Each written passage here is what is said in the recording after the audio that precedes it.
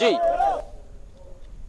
હવે સમાચારોમાં આગળ વાત કરીએ આપણે વાપીની તો વાપી મહાનગરપાલિકા નાણાકીય વર્ષ 2026-27 માટે અંદાજે ₹650 કરોડનું ભવ્ય બજેટ રજૂ કરવાની તૈયારી કરી રહી છે। મહાનગરપાલિકા બન્યા બાદનું આ પ્રથમ બજેટ હોવાથી તેને ઐતિહાસિક માનવામાં આવી રહ્યું છે। કમિશનર યોગેશ ચૌધરીની ટીમ દ્વારા બજેટને અંતિમ સ્વરૂપ આપવામાં આવી રહ્યું છે અને ટૂંક સમયમાં વહીવટદાર ભવ્ય વર્મા સમક્ષ તેને રજૂ કરવામાં આવશે। હવે નોંધનીય છે કે અગાઉ નગરપાલિકા કાળમાં બજેટ આશરે ₹150 કરોડ જેટલું હતું અને જ્યારે હવે તેનું કદ 4 ગણું વધવાની શક્યતા વ્યક્ત કરવામાં આવી રહી છે। વાપી મહાનગરપાલિકામાં ચણોદ, ડુંગરા, બલીઠા અને સલવાવ સહિતના કુલ 13 ગામોનો સમાવેશ કરવામાં આવ્યો છે। આ વિસ્તારોમાં હજુ પણ ગટર લાઇન, સ્ટ્રીટ લાઇન અને પાકા રસ્તાઓ જેવી પાયાની જે સુવિધાઓ છે તેનો અભાવ છે। નવા બજેટમાં આ સુવિધાઓ માટે નોંધપાત્ર ફાળવણી થવાની શક્યતા છે।